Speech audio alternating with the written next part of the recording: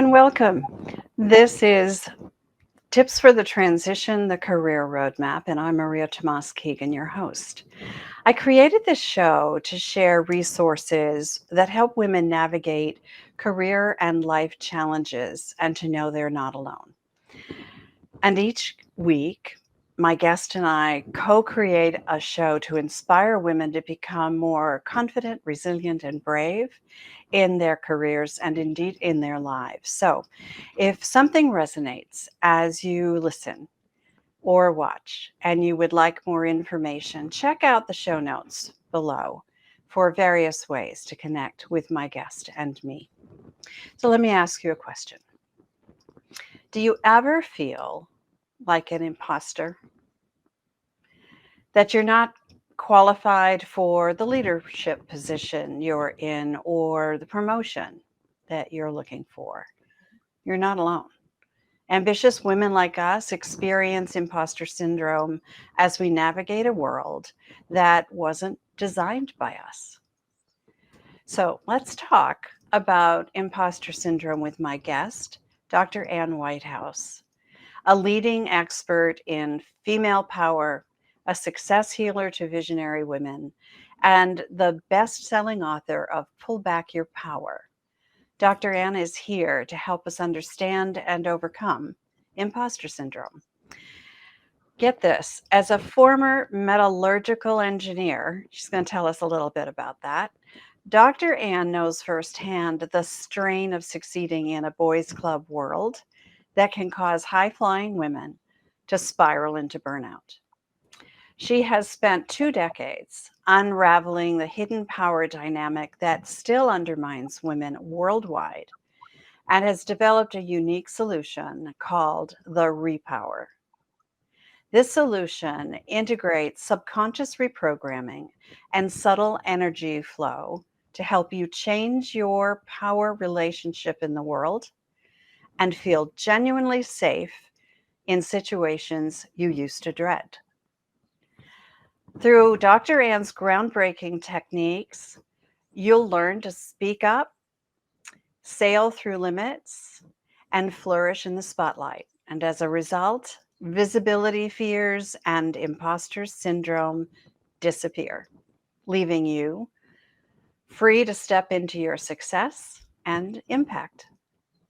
So let's hear from Dr. Ann about transforming imposter syndrome. Dr. Ann, how are you? Thank you so much for joining us. I'm so delighted to be here. Thank you so much for inviting me. So tell us where you're coming from today. Well, I'm in Leicester in the UK. In the UK, okay. All right, so let's get right to it, okay? You started your career as a metallurgical engineer. First, you're going to have to tell us what that means.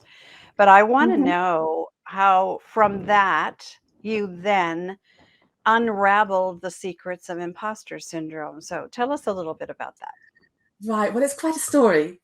So I started off as a scientist, and my speciality was looking at, in fact, metal matrix composites and how these new materials break under tensile deformation. And I was what you call a high-flying academic.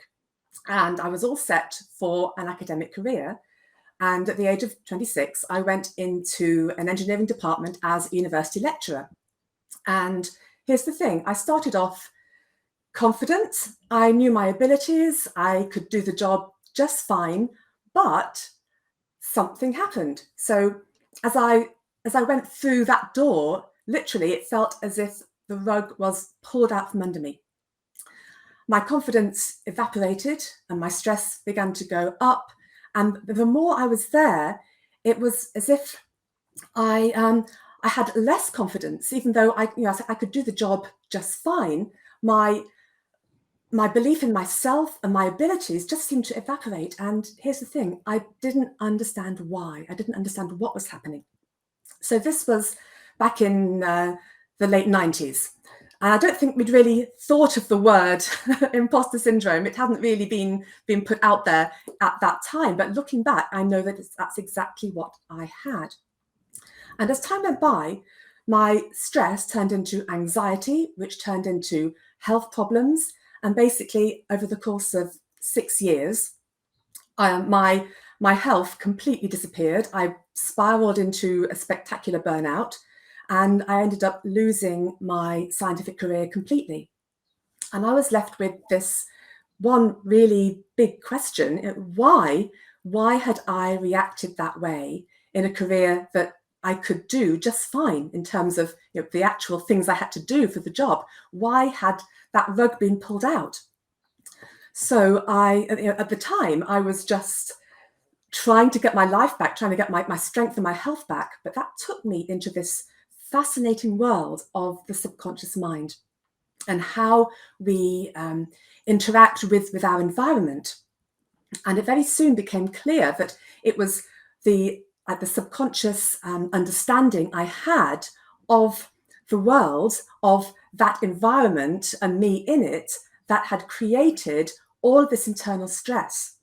And the way I look at it, it's like an elastic band. You're stretching and stretching and stretching, and then something is going to break. And the thing to also understand is that at this point, I was thinking, what is wrong with me? Why couldn't I hack it? Why couldn't I succeed in that career? I failed. That's how I was feeling. But as time went by and I began to unravel those hidden responses, those hidden interactions, and work with a lot of other women, that's when it began to get interesting, because I realized that I was not alone. And the same patterns, the same reactions, and indeed the same subconscious mechanism was going on, not just for me, but for so many other women. And I'm talking about women in law, in medicine, in politics, entrepreneurs, academics like myself, women in finance. It was everywhere. And it was responsible for so many of us having such high stress, having the burnout. And at the root of that, the thing that triggers it all is this imposter syndrome. So that's how it happened. I started off breaking pieces of metal and working with electron microscopes, and I've ended up analyzing in a very scientific exactly how we are influenced and what that happens, or what happens to us and the subconscious level, not our conscious minds, when we go out into the world and we want to succeed. I am so glad that I'm not happy that this happened to you. Please understand. But I am so happy that you took the opportunity then to figure out for the rest of us what's really going on. Because you're so right. You're not alone. I'm not alone. But these feelings of what's wrong with me, I've failed, are so pervasive among women who are typically really buttoned up, very intelligent, really know their stuff, yet they get into an environment like you did, where it was not designed for them, and it feels like they don't belong. So why is it crucial for us women to overcome this sense of being an imposter? Oh, it's so important. I mean, we need to have women in the positions of responsibility and power and authority and leadership. It is absolutely essential. We need the balance of our energy out in the world, in every career, in every environment. And what we have is this big block that holds us back, either when you are going through those feelings and you don't understand what's going on, either women, they get so far and then they backtrack because they genuinely believe, I can't do this, I shouldn't be here, I'm not good enough, or they do what I did and keep on pushing through it. And you even see the advice often for imposter syndrome is to push through it. But in actual fact, that makes things worse. And I'll explain exactly why soon. But what happens then is you are pushing yourself into destructive perfectionism and burnout. And even if you are succeeding, you're making your life a living hell. And you're undermining your well-being and your joy and your passion in what you do. And you are still shutting down so many amazing parts of yourself. So whether you are the kind of woman who ends up backtracking and just not doing what you want to do and just staying in the shadows, or you just push through it and suffer, it's not good either way. What we need is for women to feel safe and able to shine out there in the positions of authority, online, being visible, being heard, being seen. It's absolutely essential. And it's this problem that not only stops the world benefiting from everything that we have to offer, it's also responsible for people who are less talented, maybe men who are less talented, getting the positions that we should be in because they have the confidence, and it's just all wrong. We need to overcome that in order to have the freedom to shine and be ourselves. That's the bottom line. And it's not just about the success, it's about the success and well-being. It's got to go together.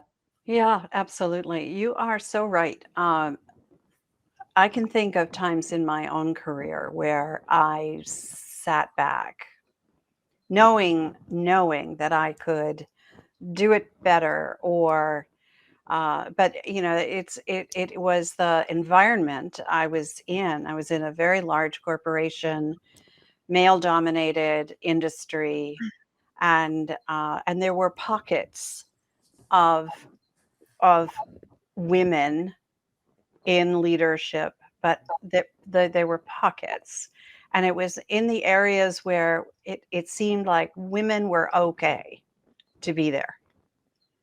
Right. Yes. So I want to ask you a question. I have heard this many times. I think this is conventional wisdom. It teaches us that imposter syndrome is about self-belief. Mm-hmm. As long as we're confident, we're okay, right? Self-belief. But you disagree. I So disagree. I would love to hear what from your perspective, from all of your research, what is really happening to Right. us when we feel like imposters? Okay.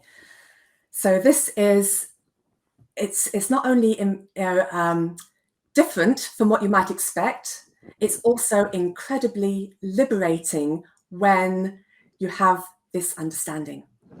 So when you're feeling like an imposter, you're say you are going for maybe a promotion, maybe you want to go for a new job, maybe you are completely changing career, maybe you are expanding out online in some way so that you are increasing your impact, your authority. Now, the thing that causes us to feel this way, feel like an imposter, it is not anything to do with our abilities or not believing in ourselves. It's something quite different. Basically, your subconscious is saying you are not safe to be here, right? You are not safe. So the reason it's doing that is that its job is to keep you safe. And unfortunately, even though women have freedoms and rights and opportunities now in the countries that we're in, which is obviously fantastic, the trouble is that the undercurrent, the heritage, all the subtle programming in both us and the people we're with, and the environments, the institutions we go into, all of that hasn't caught up at all. So if you like, we are holding on to a whole load of benchmarks and limitations that are from the past. So your subconscious, it looks at this situation. So using myself as an example, I went there into that engineering environment as a young woman. And it said to itself, right, is it safe for Anne to be here? Is it safe for her to be a scientist, to have authority over men, to be seen, to be heard, to be in this academic environment, to be an engineer? And all of the benchmarks inside were saying no, because all the benchmarks are still deeply rooted in the past. So they're saying, no, in fact, you should be in the background, you should be doing support roles, maybe you should be making the tea, taking the minutes, but you certainly shouldn't be there as the expert. So what happens then? You then go start trying to interact in that environment. And what you start to get is people's knee-jerk reaction to you in that situation. And if you're in a male-dominated place, you are going to get, inevitably, you are not going to be fitting in. And you are going to get comments, and everything there is going to be in the male default, basically.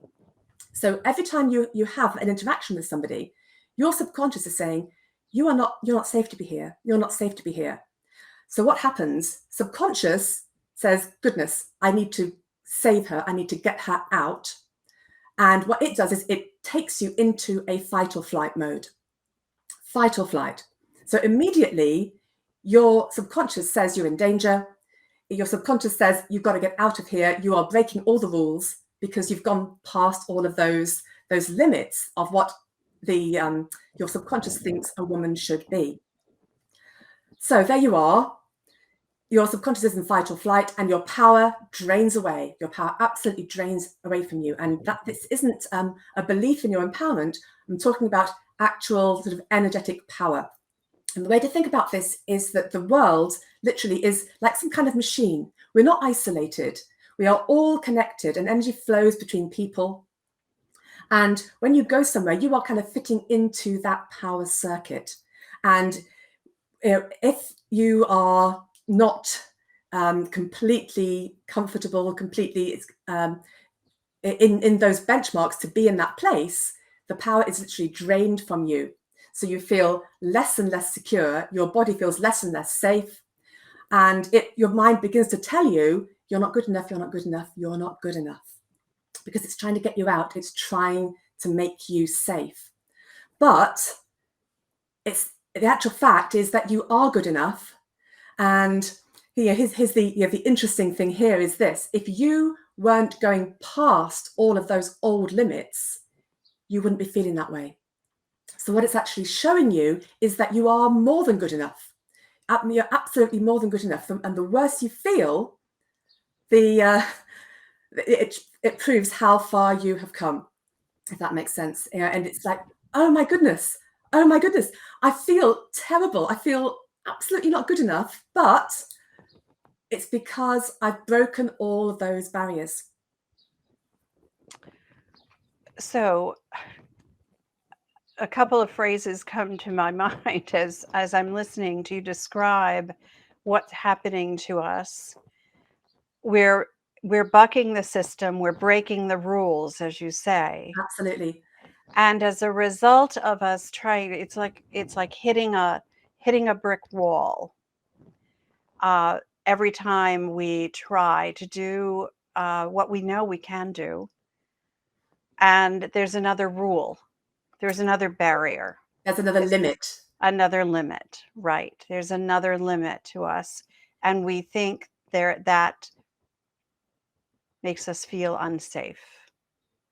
Or more to the point, your subconscious, it's your power drains. You've gone into fight or flight, and we interpret it. I'm not good enough. Right. But that interpretation is wrong. What it's actually saying is you are too good here. You've broken the rules. So that's what imposter syndrome is. It's you are too good. You've broken the rules. You're in danger. Interesting. That's so interesting. All right, so let's talk about the power drain. I have felt it.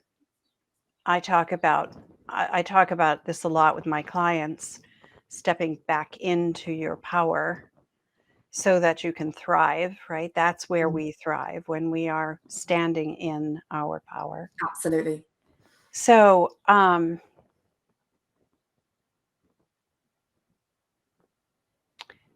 let's talk about why it is that putting ourselves out there in the world drains our power and triggers the fight or flight. Let's Let's dig under that a little more. Right. So there are several factors that go into this. One of the biggest things is that there's a heritage all over the world. It doesn't matter what nationality you are, what culture you're from. There's a whole heritage that powerful women are destroyed. Women who go up against the status quo, who have gone up against patriarchy. And yes, we're talking about witch hunts.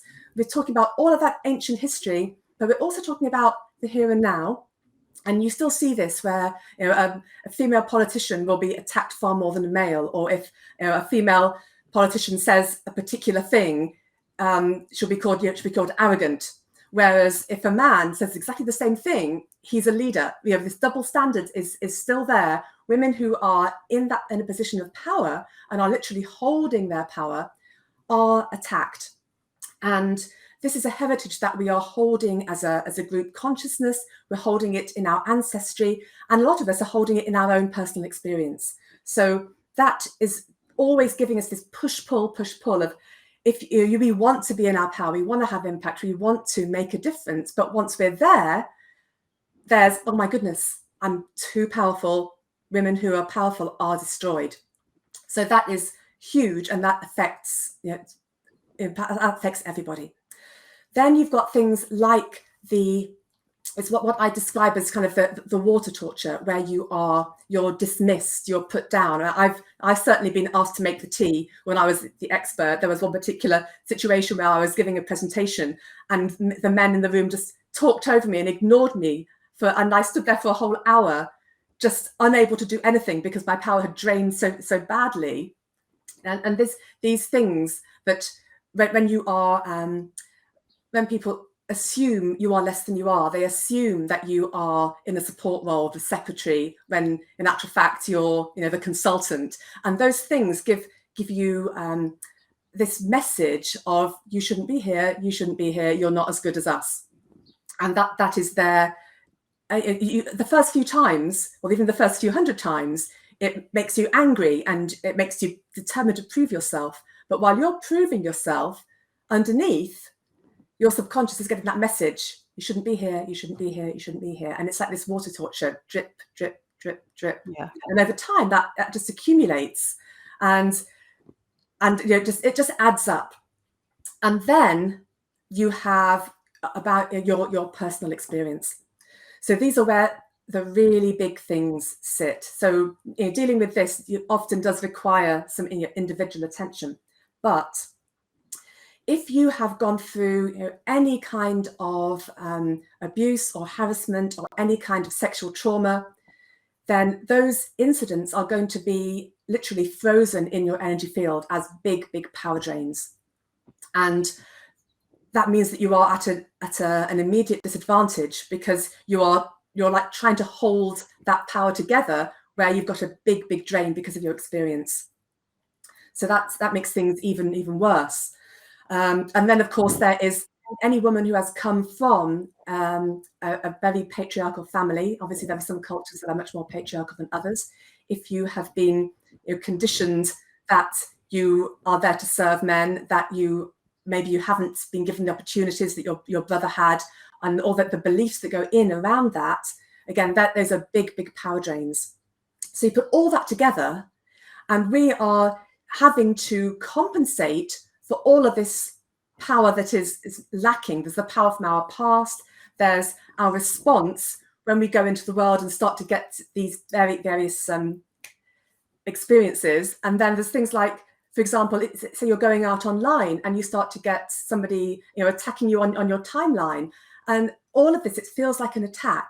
And it's cumulative, and it gets worse and worse and worse over time, which is why we can start off feeling confident and powerful, but over time it just all kind of crumbles and leads to the stress and the burnout and all the rest of it. Yeah, so it's like picking away at our power. Exactly. Yeah. It occurs to me that this experience that many of us have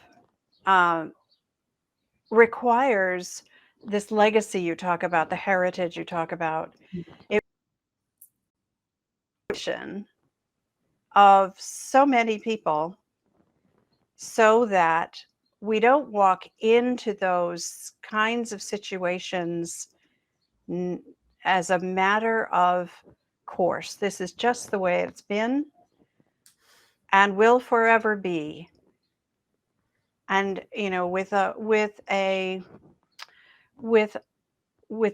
feelings like that, when we walk into those situations, things will never change. So how do we change that? Right. Well, this is the whole point of my work and my mission.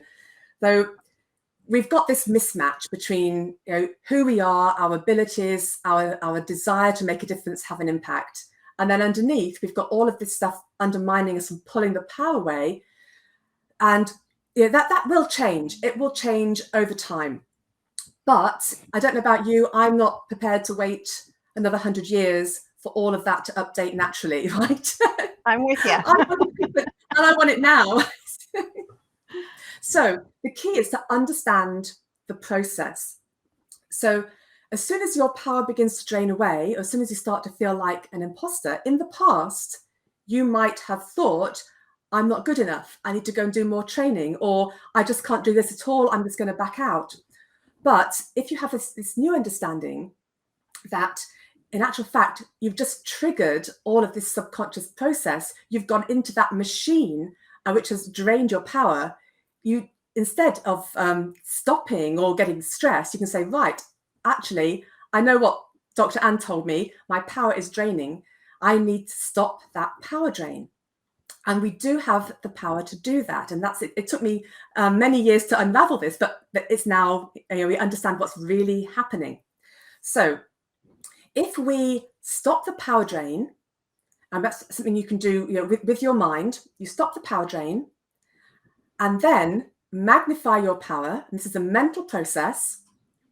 As soon as you do that, you are reversing the process. So what happens then is the power comes back and your subconscious begins to feel safer. And it feels safer and safer as your power magnifies.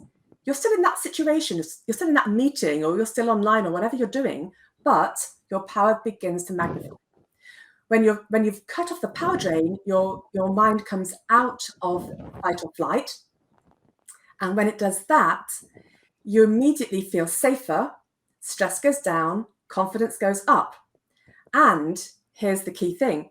You then give out a completely different energy. You are then radiating your power, and the people you're with are going to feel that. So you begin to get different reactions from people. So you are literally reversing that power drain, changing it, magnifying your power. So even while we've still got the old programming, even while you've still got your own power drains from your life and your own programming, obviously we do want to change that, and that the big work is doing that so you can then simply be yourself and shine. Before that point, you can stop the power drain and you can change your reaction in those really key situations. So it could be an interview, right? It could be a job interview or presentation, something really important. You can stop the power drain and you can therefore stop feeling like that imposter and instead be the leader. I love this, because what you have just shared with us tells me that we don't have to educate everyone out there. We have to educate ourselves about how to, when we feel like an imposter, like we don't belong where we are, that we get to change that within ourselves.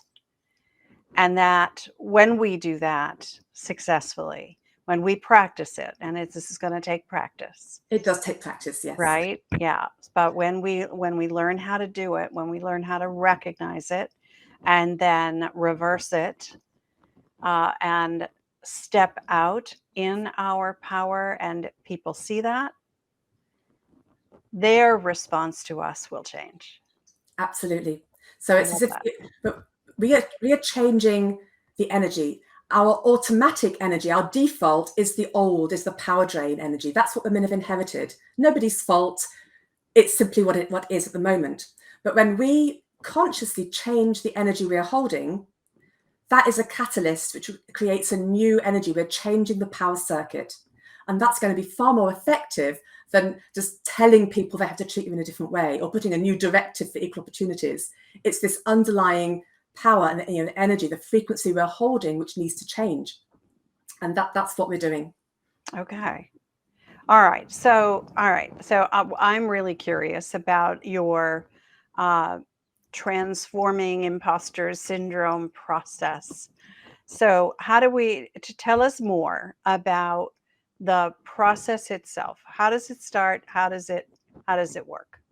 Okay, so I'm going to explain to you what you would do. So if you're going into a situation that's really important and you are feeling that power drain. So when you feel a power drain, it can be stress, it can be anxiety, it can be I'm not good enough, I'm an imposter, I'm going to fail. All of those feelings, all of that means your power is draining.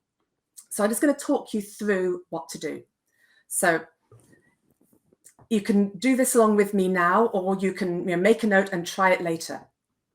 So what I would invite you to do is close your eyes and imagine yourself in that situation, that key stressful situation where you feel like an imposter. And for a few moments, allow yourself to be there in your mind's eye, in your imagination. And you will begin to feel that power drain. You begin to feel that anxiety, that, oh my God, I'm not good enough. So that is the power beginning to drain away from you. So now I want you to imagine that there's actually a wire that's attached to your chest, your heart, and it goes from you to the other person or the situation. And on that wire is a ball. It's a brightly colored ball of light. And that is the ball of your power. It's drained away, it's gone down the wire, and the other person has the ball. Now, it's yours, right? You need it. You need it. So in your mind's eye, imagine yourself reaching out and grabbing the ball and pulling it back. Now, this is the really important thing. As you pull the ball, it feels really resistant. It's as if the wire is really rough and you've got to really pull it back, pull, pull, pull. And as you do that, you are unlocking your subconscious from the fight or flight. So you imagine pulling it, and it's really hard work. You're pulling the ball along the wire. And as you do so, keep your attention, your focus on the ball. Imagine that it's full of swirling colors and lights, and it's so beautiful and so interesting that you've forgotten all about what's going on over there. So you're holding it and you're pulling it, pulling it, pulling it, and imagine it going right into your heart. And then put your focus in there, right into your heart, and see the ball there. Imagine it, feel it. And you're looking at those colors. And as you do so, as you focus on it, your power is going to begin to magnify. And by this visualization is actually doing a very specific subconscious thing. You don't have to worry about what it's doing, but doing that focus will change the power flow. So your power is beginning to magnify. You can imagine it getting brighter and brighter. And it's going to begin to extend outside your physical body into your energy field, so that you're in fact glowing, a glowing ball of light. And that is you literally in your power, not by a belief, but an energetic process you've gone through. Okay, so that is, it's unlocked the fight or flight, and that is the key. It's unlocked the fight or flight, it's blocked the power drain, and then it's magnified your power. It's reversed that power dynamic. And when you do that, if you then glance over at the person or the situation that you were stressed about, you're going to feel completely different about it, and you're going to be in a different energy. So you would do that, say, several times in the week leading up to an interview or a presentation of something really important. Or if there's a particular person who is always putting you down, you would practice, say once a day, doing that with that person. What you're doing is you're changing your subconscious response. You are training yourself to react in a different way and stop the power drain, hold your power, and magnify your power. This is so simple. It's very simple. It's brilliant.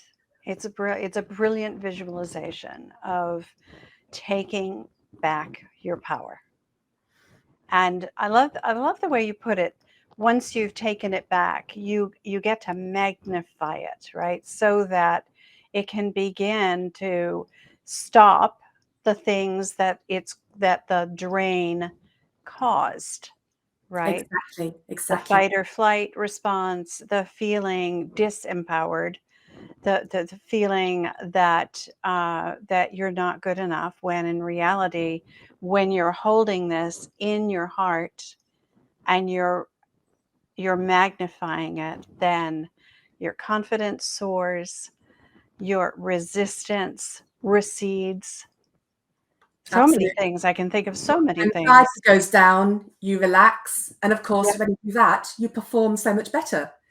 And you feel better, You right, about feel better. yourself, Yeah, so that you can stand in your power and be authentically you.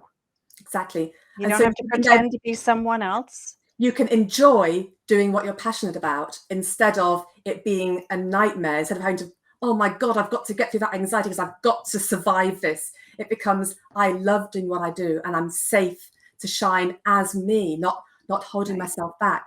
And the thing is this, that it's so important to understand. By stopping the power drain, all those beliefs, I'm not good enough, disappear.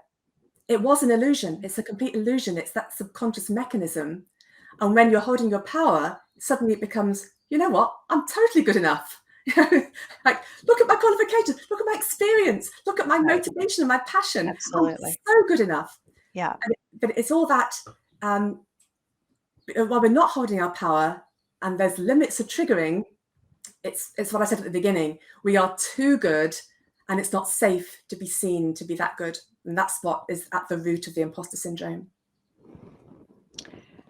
So simple and brilliant. Love this. I thank you so much for sharing this very simple visualization exercise that is so powerful. Yeah, that was um, yeah, powerful. It's a good word to use right here, right? Very much Um, so. Very yeah. much. So it helps us to understand that the power is with us to change the situation, Mm, not yes. in anyone else's hands. Right. It's in our hands. Right. Because most of the world is working on autopilot.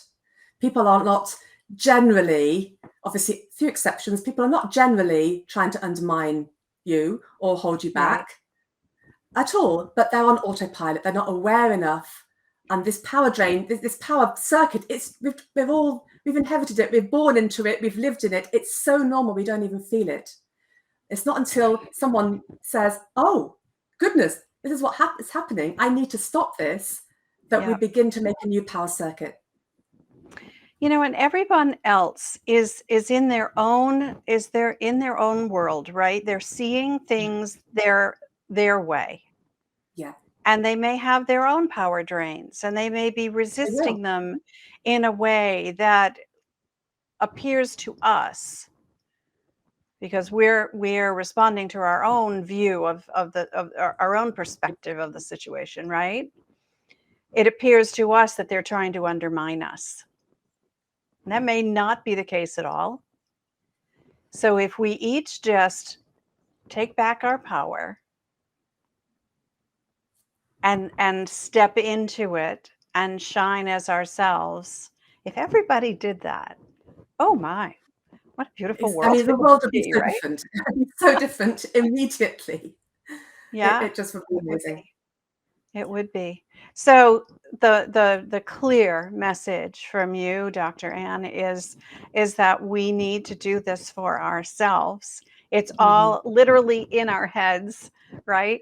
To change. We It's have in the our power, heads to change. We have the absolutely. power to So, change it. yeah. Yeah. So women have phenomenal, amazing power, but the system And the old programming is preventing that from truly being expressed. It's draining all over the place. We've shut bits of it down because we had to for our safety. And it's all about making it safe to then be in genuinely in our power. It's never about pushing through the fear or pushing through the anxiety, because that tells you something is wrong. That tells you that you are not safe. And while you're not safe, you are not going to be free to genuinely shine. You're going to be censoring yourself. You're going to be holding back. You're going to be people pleasing. You're going to be, stress is going to be off the scale. So it's safety is the Trying to be absolute key. perfect. Yes. Right. Yeah. Yeah. All So of the those safety things. comes when we hold the power, and we stop that power from draining away from us. And recognizing those circumstances in which we feel our power being drained, becoming aware of those quickly is really an important step here, isn't it? It's huge. It's huge. It's that awareness. So it's getting Yeah. out of the autopilot is, I feel like an imposter. I'm not good enough. What's wrong with me? And then either you push or you backtrack. That's the autopilot that, certainly I was on that. That's what made me so ill. But then the awareness becomes, I feel this way, and oh, I know what's happening. I've pushed through limits. My subconscious has gone into fight or flight. I've lost my power. And then it becomes, I don't have to put up with this. I can change it. Step 1, 2, 3. And that's it. I love that. You just said to yourself, I don't have to put up with this, right? It's in my power to change. That, I think, is the piece that's missing for most women. Exactly. That they feel powerless to change it. And that's what's so brilliant about this information you're sharing with us. That's what's so important about it. It's in our power to change. It is. And this is the thing that's missing from so much, empowerment and coaching and all the rest of it. It's, all those things are so valuable. Of course they are. But you may do all the belief work and all the mindset, but if you've still got no power underneath, you're not going to be safe to get all the benefit from that. You've got to bring the power back and get you that foundation. And then everything else can drop into place. Then you are genuinely safe to move forwards. Yep. I love this. I'm so glad you are here with us. I'm so glad you have done this work for yourself and now to help others.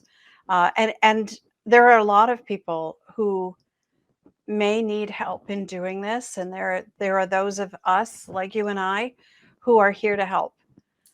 So this is, it's not something we have to do alone. If we need help, we should look for it. We should seek it, Definitely. ask for it. But Dr. Ann has just given us a tool today that we literally can leave here and use for ourselves. You absolutely can. Yeah. This is the start. This is a start. Changing everything. And a lot of work has come from that. But while you know how to pull back your power and recognize when your power is draining, that is in itself life-changing. It certainly was for me. When I first did it for myself, it was, oh my goodness, is this what it feels like to be in my power? And at the time, I think I was about 50 or so. And I think all those decades of life, and I had no idea what it felt like to actually have my power. And I thought I was an empowered woman, but I wasn't.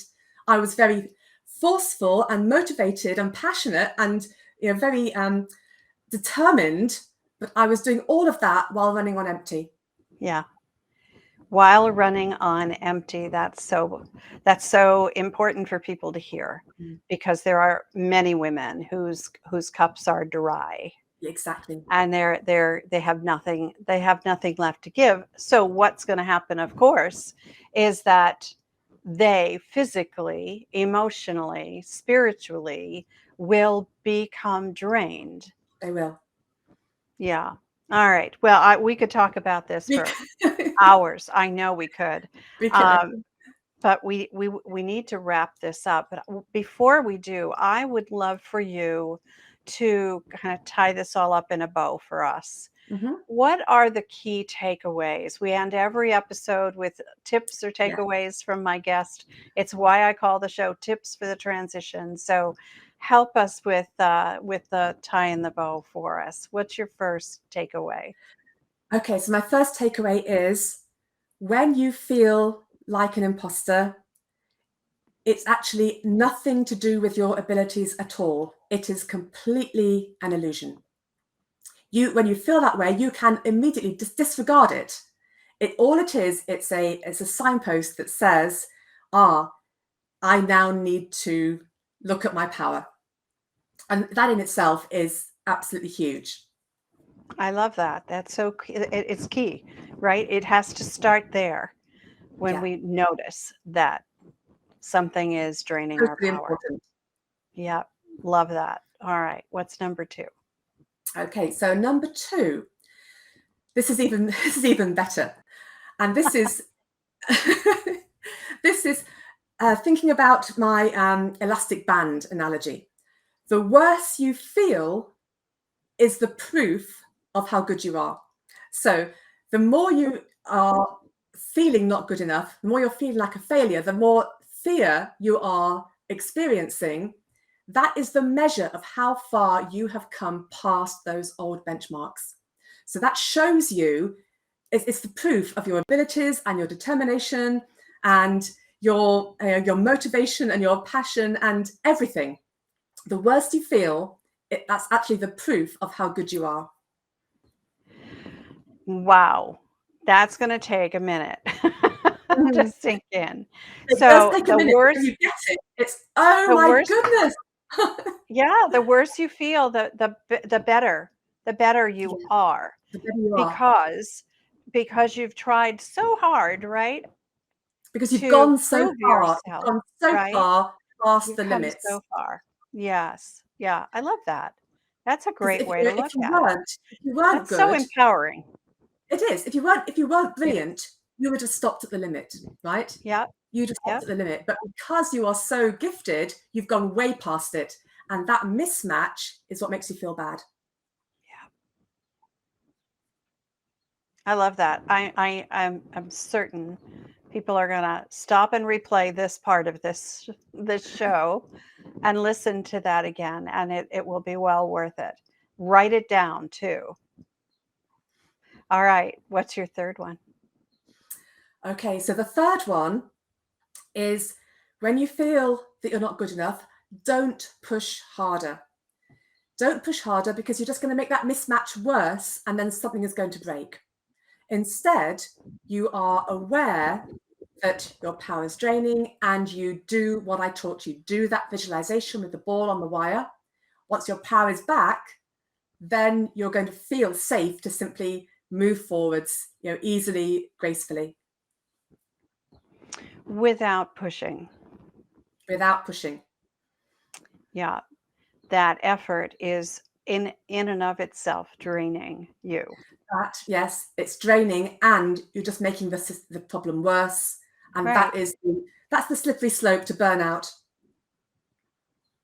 So when you feel like you're doing that, there's another piece of evidence Yes, that doing that visualization, now is the time to do that now is the visualization. time. Now is the time. Beautiful. Love it. Dr. Ann, thank you so much It's for my great all that pleasure. you've shared with us today. It's just brilliant stuff, and I know that it's going to help a lot of women walk away today and think about the situations they're in and the various ways in which their power has been draining slowly but surely. Slowly but surely, uh, yeah. and hopefully we can put a stop to it now with your beautiful visualization exercise and everything that goes with it. So thank you so much. I know that women are going to be wanting to reach out to you for sure. So can you share with us the very best way for them to do that? And I Mhm. think you're going to tell us about a gift you have, right? I am indeed. So if you want to reach me, the best place is my website, which is feminineconfidence.com. I love the name of that too. It's great, isn't it? Yeah. You know, feminine confidence, we don't have to be harsh and forceful and masculine and confrontational. We can be feminine and confident and truly amazingly powerful at the same time. Yeah. Yeah. All right. So tell us a little bit about the gift. Right. So today I've taken you through the very basic step process for the visualization. And what I've got for you is an audio which takes you deeper. So it's a kind of deeper meditation, and it's going to help you to kind of pull the power back from things in your past, maybe relationships, maybe experiences that really upset you or drained you or traumatized you. And by listening to that, you're going to begin to build what I call your power foundation, which is the next step to being able to, to hold the power without this draining process happening. So I hope you enjoy that. It's incredibly powerful. The only thing I would say to you is do not listen to that if you're driving, because it will make you drowsy. That's No, sitting quietly without operating a vehicle would be a very good Yes. Yes. Thank you so much for that. That is a beautiful gift for our audience. I appreciate that you offered that to us. All right, we need to wrap this up. Again, Dr. Ann, thank you so much for being It's here. my pleasure. It's been lovely talking with you. Thank you. And for those watching and listening, I appreciate that you're a part of this community. And if you enjoyed this episode, please subscribe, leave a comment, or click a star and let us know what you thought. As I said at the top of the show, I love creating resources and sharing them with women. Plus, as a career and life coach myself, I work with women to help them navigate challenging times more quickly and gracefully. So if something in this episode resonates with you and you'd like a fresh perspective, let's talk. The links to connect with Dr. Ann and I are, as I said, are in the show notes below. And also there's a link there for you to join my private Facebook group to continue this conversation. It's called the Career Transition Roadmap, link below. And then let's meet again here next Wednesday, as always, because I believe it's our time to thrive. So let's thrive together. Till next time, I'm Maria Tomás-Keegan, helping you turn transition into triumph.